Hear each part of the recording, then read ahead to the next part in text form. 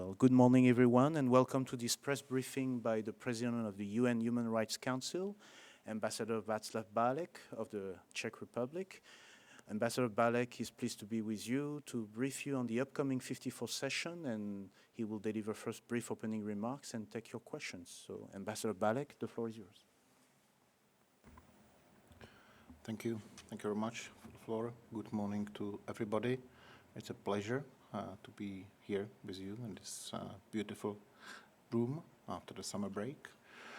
As you know, the September, as the Secretary General of the UN says, is the busiest months for the multilateral diplomacy. We are kept pretty busy, and I do feel that there were no holidays whatsoever during the summer. So I do feel that you don't have such an impression yourself, and I hope we will have a good debate and good exchange on what to expect during the 54th session of the Human Rights Council, of course. Maybe I'll... Is it better, or shall I speak up? Okay. So I'm not going to repeat the courtesy I've mentioned at the beginning, so let me go straight to the business. 54th session, the longest ever in the history of the Council. As I've mentioned already twice this year, we are adding to the agenda. The Council is a pretty busy body in the UN system, but still able to deliver and still able to discuss even difficult issues. So what to expect? We have ahead of us 5 consecutive weeks. We are starting next Monday at 10 o'clock sharp, as you know. And we will have, as I said, a pretty busy agenda. We will hear like 130 reports, 10 oral updates, 50 country situations will be discussed, and we will have also like 50 thematic human rights issues on our plate. We are preserving hybrid modalities, therefore we will be able to achieve maximum possible participation and transparency. We will incorporate civil society members and so on and so on. You know the story, but I do feel that this is really a good and important achievement for all of us to be able to use these modalities this year and throughout the year. Let me add that also 7 investigative mechanisms are scheduled to report to the Council this session, just to name them. It's Myanmar, Nigeria, Ethiopia, Syria, Ukraine, Venezuela, racial justice and law enforcement. High Commissioner, as always, will open the session in the morning, immediately after I'll start the meeting, and he will address the human rights situation in multiple countries around the globe. His presentation will be followed by a general debate. That's an important element because, as you remember, there was no general debates in June session, with member states continuing during the next following 2 days. Hot topics for the session, that might be something which interests you. Ukraine, of course, we will continue to discuss what's happening in and around Ukraine. We've had the substantial discussion in February, but there will be other issues like Afghanistan, Nicaragua, Sudan, Myanmar, and of course member states might brought up additional issues. There will be a panel discussion on cyber bullying against children. As far as the number of resolutions are concerned, so far we know about more than 30 resolutions covering all aspects of human rights, civil, political, economic, social and cultural rights. But as I said, the Council is the body driven by the Member States, so still time to present new resolutions and new activities. So we will see in the end how many resolutions and how many new initiatives will be adopted. let me seize the opportunity and say a few words on efficiency process. We are working quite hard. I'm really glad that my two vice presidents from Luxembourg and Bolivia actually accepted my request to propose some ideas how to really improve the efficiency of the council. It's not in a way that the council is inefficient or is not working at all. That's not the case. But I've started by stressing that we are going to face again the longest ever council or longest ever session in the history of the council. And I'm hearing a lot of complaints, especially from small delegations, that we are reaching, or maybe we have even reached in some cases already the limits of those delegations actually to participate meaningfully and actively in the work of the council. So we need to address this issue in order to really preserve the council as the body which is accessible and able to deliver to everybody. So the hot topic, of course, there were many initiatives of the similar kind in the past, but I do believe that though we might not be able to agree on specific steps at the end of this year, the very debate is important. We need to really see the situation. We need to be aware of what we are witnessing right now and what might be the consequences for the Council and for the Member States. By the way, we would like to discuss this topic also during the retreat in Prague, because as you know, we will meet in an informal setting at the end of November in Prague, and I hope that we will be able actually to address this issue and other issues during a bit of out-of-the-box debate, not necessarily following national positions, but rather using our accumulated knowledge and experience from the work of the Council for the benefit of the Council. So what to add? Not that much at this point. I will try to do my best as my four vice presidents as well to really conduct the business in the smoothest possible way. We will try to accommodate everybody. We are ready to work for the Council, for the Member States.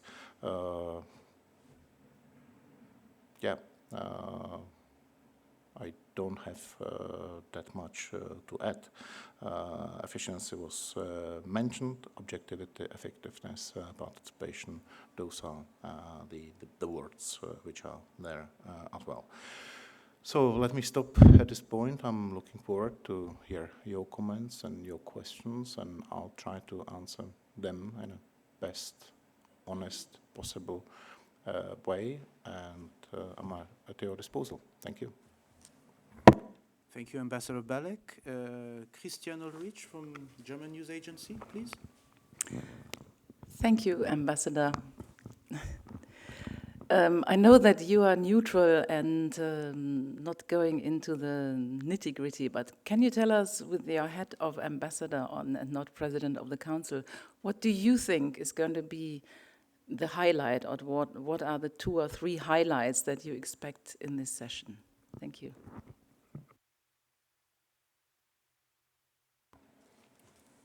Thank you. Tricky question, as always. By the way, no. It depends on your perspective. For various countries, there are various highlights. But I would say certainly that the report of the Commission of Inquiry on Ukraine will be important. Also will be, I believe, followed closely by the media. Of course, traditionally, report of the High Commissioner, that's going to be another highlight. But there are other highlights, because if you went or if you looked into the program of the session, there are all regions covered and all subjects again covered. So depends on national preferences and national perspectives. How do you see the Council?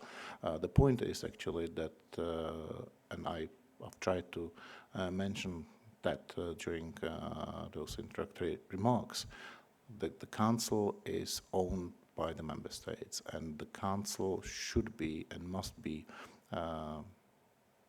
of really added value for everybody. So we will cover various topics, country-specific, thematic topics, and I don't want to really pick up specific subjects because I'm meeting basically these days various regional groups, and I was not able to manage all of them up to now, but I've met 3 of them, and I've heard various priorities and various concerns. So if I gave you kind of my answer, what I've heard so far would not be the full picture. So maybe after the session we can look back and really evaluate and judge what was the most important, because in the end, I'm in the hands of the member states. And if the member states, for example, decided to bring forward additional issue we might not know right now, my answer would not be complete and might mislead the audience. So from the perspective of the President, all the topics are important because they are covering all aspects of our life, and as such, they will be dealt with. And yeah, from the media perspective, I don't know honestly. Again, for German outlets, some topics are more important than other. If you are sitting, for example, in South Africa or Latin America, the perspective might be different and the question might be phrased in a different way. So I'm really sorry to not to be able to pick up 2 or 3 topics in order to facilitate you to make the headlines, but really everything is important, and only optics might differ. Thank you. Nina Larsson, AFP. Yes, hi, thank you. So I'll pinpoint the issues that I think we might be interested in. I was wondering on if you could say a little bit more on, so you mentioned the Commission of Inquiry on Ukraine. I understand also that the Special Rapporteur on Russia is going to present a report, and also that her mandate is up for renewal. So it'd be good if you have some sort of ideas also around when this is happening, if you could just give us the dates. And I was also wondering if you're expecting anything specific on Iran, given the anniversary of the start of the protests in Iran. Thank you. Thank you. So let me start with Russia. It's going to be the first presentation of the reporter on Russia and human rights situation in Russia. I do believe that the member states and observer states will listen carefully, and then we will see what will be the outcome of the debate. I cannot actually preempt what might be or might not be the outcome. It's important that she's going to report, she's ready, and we'll see. Again, it's not up to me to really make preliminary conclusions. On Ukraine, I think what is important that the Commission of Inquiry is in full strength, which is important. It's working in full speed and full capacity, and again we will hear what we will get as an update on 25th of September. Yeah, again, I'm not going to speculate what the Commission will say, and I think it's going to be consistent what we've heard in March. And what we are hearing regularly from the report of the High Commission on Human Rights, because I don't expect really kind of big surprises, because they are consistent and they are working quite hard. They are verifying data. They are trying to get as broad as possible access. So I don't expect surprise, but for the debate in the Council, it might be really enriching to get new facts and new information. On Iran, well, what I can add on Iran, Iran is regularly on the agenda of the Council. We are following closely, not necessarily we as the President and Vice Presidents, but the Council follows pretty closely the agenda. We've established in November 22 fact-finding mission following that killing of Gina Mahasa. And we've heard first oral update last June, and the first report is scheduled for March next year. So that is factual information, and well, I don't know what to add. The issue is regularly addressed, not only by quite a number of member states, but NGOs and civil society members are raising awareness in the Council about the situation in Iran on a regular basis. So this is part of our basically daily work. Iran, in my view, will stay on the agenda. As far as the facts and reports are concerned, I mentioned the calendar. And you have some of the answers in your A to Z book.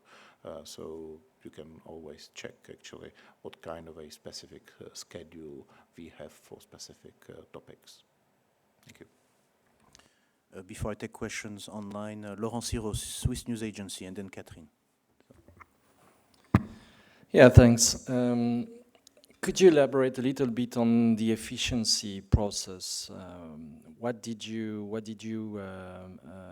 manage to get from the bureau, and what are the sticking points between member states that you were alluding to? And are we heading towards the scenario of potential fourth session during the year in order to diminish the workload in the same session for the member states? Thank you. Fourth session is not being debated, at least for the time being. All the proposals, all the information we are trying to discuss these days are posted on the extranet. There is a non-paper which was distributed at the end of August. We are in a kind of a consultative phase with the member states. We are trying to be first transparent. Maximum transparency is the key. We are listening really to everybody, because in the end it's the decision of the Council whether we will be able actually to improve our working methods or not. Of course, there are some low-hanging fruits which could be easily decided only if we found a will on the side of the member states. There are some more difficult issues with some political implications, but my take on this is, first, the UN system is created in a way that each and every member state should have an opportunity to speak. But second, I would add that we should be able to listen. And it's our obligation to listen, because our obligation is to behave responsibly, seek for compromises or seek for common ground. And we are facing right now the situation in which, and that's what I'm being told, some delegations do have limited capacity even to listen, because the agenda is so huge. The Council is scheduled in a way that really it's overstretching their capacity actually to follow what is happening in the Council. And as you know, one of my priorities was the participation. And participation means meaningful participation. It's not just sitting in the room. It means sitting in the room, listening, thinking about what you hear, and maybe reflecting on that in your positions, in your approach. Honestly, we are proposing some ideas. As I've said, they are posted on the extranet. We are asking the countries and civil society members and NGOs. If you have good idea, please let us know. We are happy to incorporate those good ideas on which we will be able to find a consensus among ourselves. But I'm not naive in a way that I can force my opinion to others. I need really understanding of everybody and consensus in the council for kind of those tweaks or those changes necessary for improvements. And then I'm really making a plea. Please behave responsibly, because the Human Rights Council is the very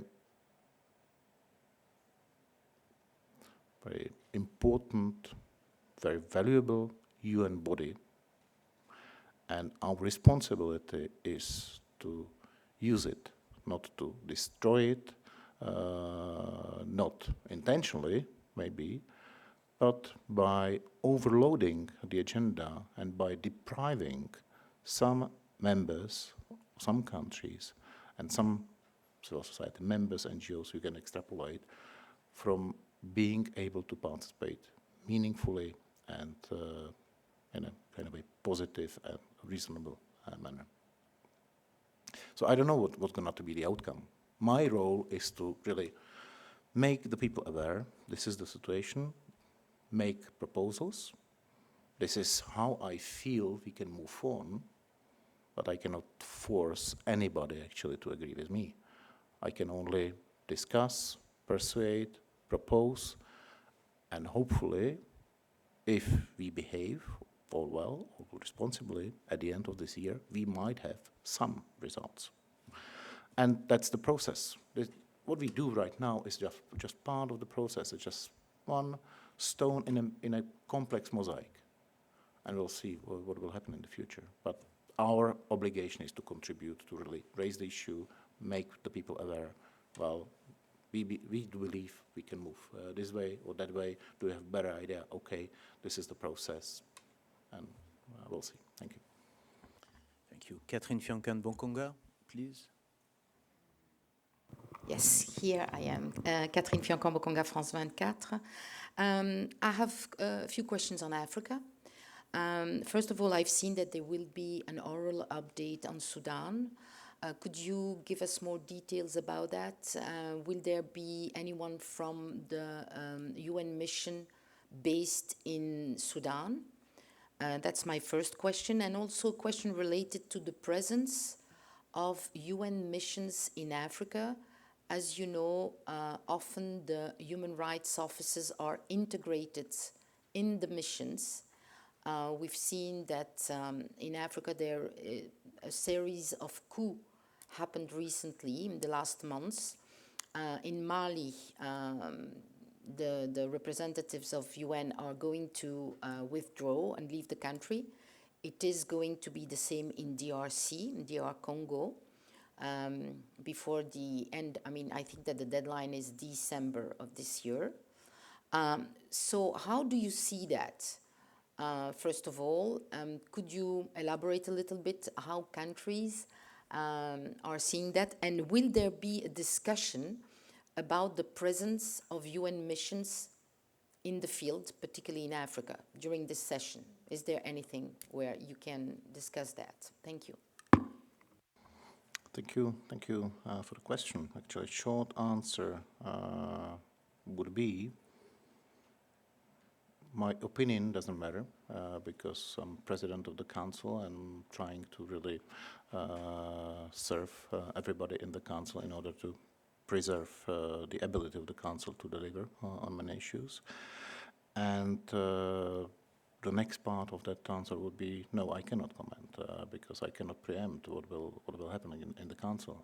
The council, as I've said already twice, I think, is the council of member states. And of course, we are trying to prepare ourselves very well for the debate, which will certainly cover many African subjects. You know that Sudan was a hot topic during the special session. it's not going to disappear, probably, but I cannot preempt or speculate in which way the Council will address the situation. There are many speculations, but I'm not going to feed those speculations what will happen and what will not happen. What I see is a really intensive involvement of African countries in what is happening in Africa, which is good, which somehow supports the narrative that African problems are touched upon firstly by African states, and then of course Council is available. Council is at our disposal, but I cannot propose specific initiatives. I can only facilitate the process. It's not up to the Council to really leave the usual UN framework and comment on specific situations which are not in the Council's mandate. So we will see what will happen, as I said. Yeah. I'm not sure I've satisfied you, but again, my role as the President of the Council is to facilitate the process rather than to speculate and to somehow force my own ideas how specific situations should be solved. Thank you. Thank you. Yuri Aprelev from RIA Novosti, Russian news agency. Oui, merci Pascal pour avoir pris ma question, and thank you, President, for this briefing. The Russian representation for a year is saying that the Human Rights Council is politicized by the Western countries, that politics is more important than human rights issues. Do you share this analysis, and have you, noticed that since the past half year, since the start of the conflicts in Ukraine, the Human Rights Council is more divided than it was before? And if it's, making things harder to work on human rights issues because of that. Thank you. I don't have that long memory to really make a reasonable or somehow general judgment to what extent the Council is politicized more now than before. Of course, Council is not working in a vacuum, and all the issues which we are witnessing every day are influencing our work. It's not just the situation in Ukraine; it's situation everywhere. As I've said, the Council is addressing all the human rights situations around the globe. So I'm not going to say that the situation in Ukraine and war in Ukraine is not influencing the work of the Council. But I don't think that the situation is influencing the Council in a way that it is more politicized, less able to deliver, etc., etc. I see a lot of positive signs within the Council. I see the countries able and willing to engage on many topics. We might disagree on many issues, but on the other hand, we are still able to pass 2/3 of resolutions by consensus, and the rest through dialogue and through consultations. So as a matter of fact, I do not subscribe to that kind of a dark picture that the Council is not functioning and not able to deliver, and it's should be abolished and it's part of the history. It's not the case. Of course, the situation is not easy, but it was never easy, probably. Again, it very much depends on your perspective, because we Europeans tend to see more intensively what is happening in our neighborhood, but I can imagine that if I came from Latin America or from Asia or from Africa, my optics will be slightly different, and I would see different accents. And as I said, from my perspective, I think I see the Council delivering, able to discuss, able to decide, and I'm proud for that, because if you look at other international bodies, you cannot actually say that everybody or every kind of institution or every UN body in is in such a good shape as the Human Rights Council.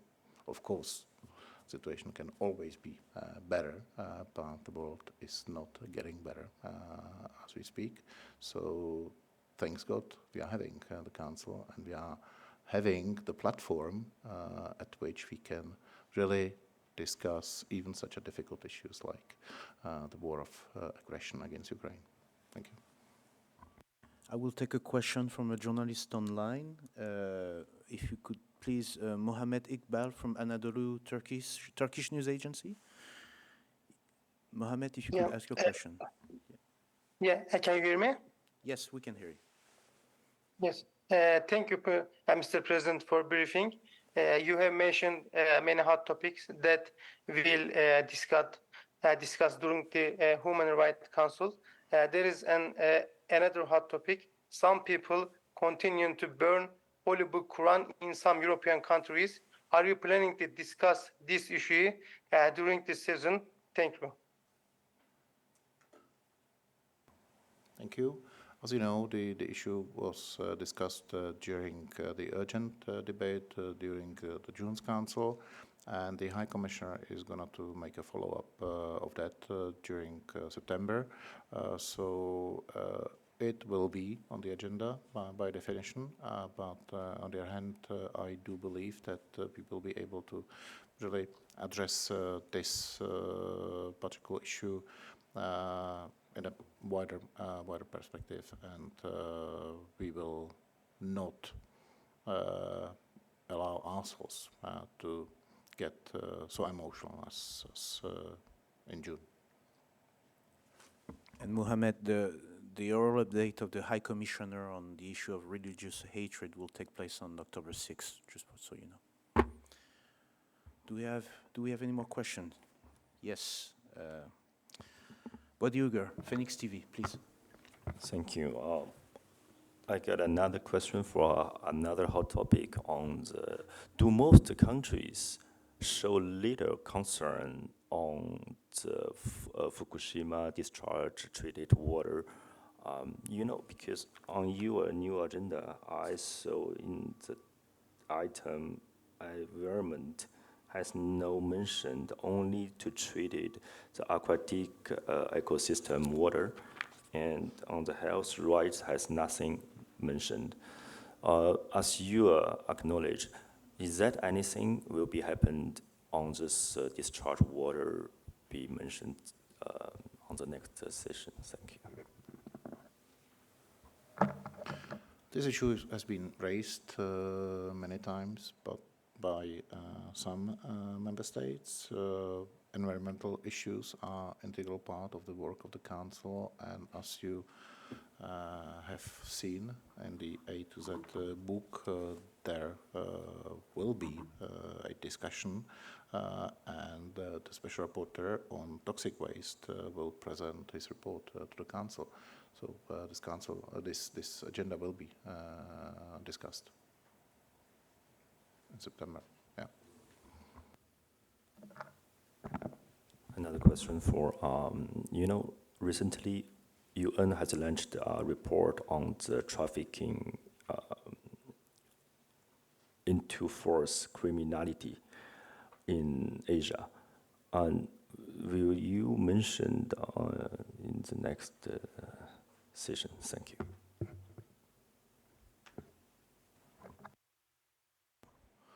I'm very sorry to repeat that, but I'm not the one deciding about the agenda.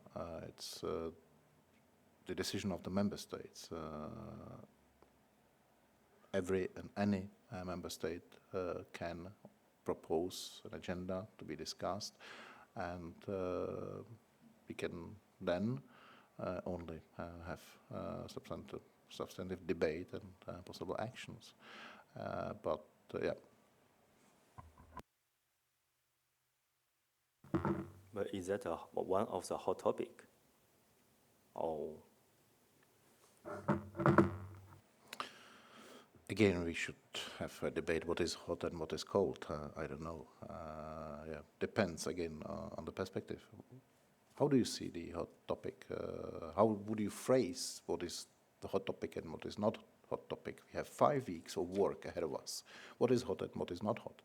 The debate might be pretty heated on every issue and might be pretty constructive and cold on some other issues. So I'm not going to really make that judgment because I don't know what is the definition.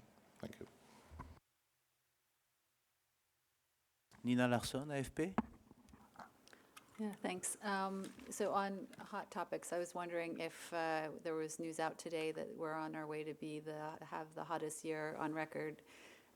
What is going to happen on climate change during this session, and also on politicization and divisions in the council? I was wondering. I know there's the elections for council members are not happening here, but the fact that Russia is in the running to become a council member, is that something that's going to impact discussions, or do you sort of expect discussions around that to sort of spill over into the council? Thank you. Russia is running for a seat in the Human Rights Council, but that's the agenda being covered by our colleagues in New York. General Assembly will decide, and I have nothing to add to that. It's the question rather for the new President of the General Assembly of our colleagues in New York. Member states will vote for new members. So again, I have nothing to add and no role for the President of the Council. On environmental issues and climate change, again, yeah, it's going to be on the agenda. The issue will be addressed from various perspectives. The issue is very, very important for quite a few countries. So I don't expect that the agenda will disappear from the work of the Council, and we are not talking just about the September Council.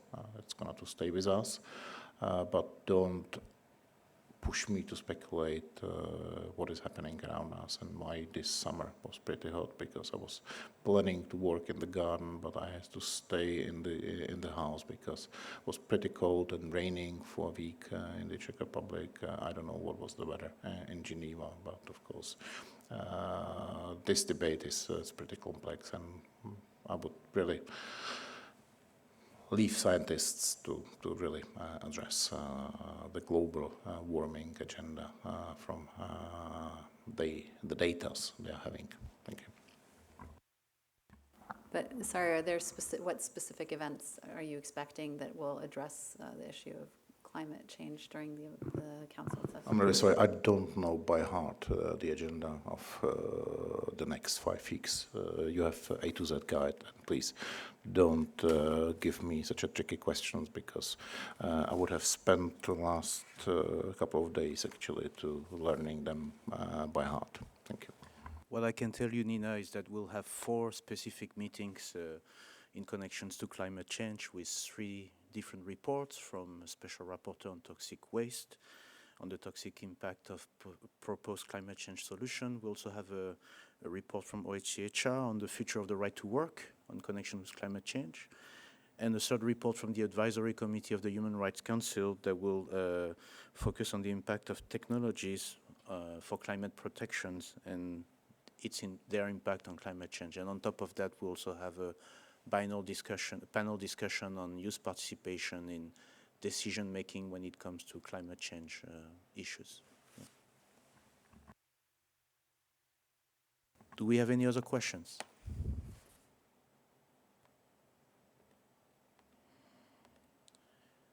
Do we have any questions from journalists online? I see none.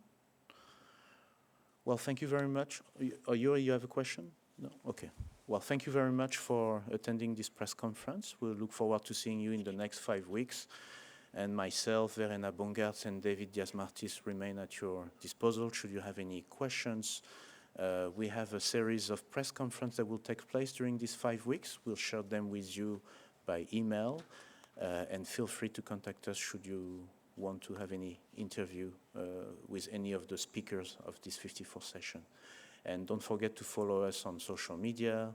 We have a hashtag HRC54. And we look forward to see you in this broad conversation on human rights over the next 5 weeks. Thank you. Thank you also from my side. It was a real pleasure and privilege to meet you again. I hope we will see each other later on this year or in the years to come. And I'll be maybe more open-minded as far as your questions are concerned. Thank you so much and have a good day. And please follow us. Thank you. Thank you, Ambassador.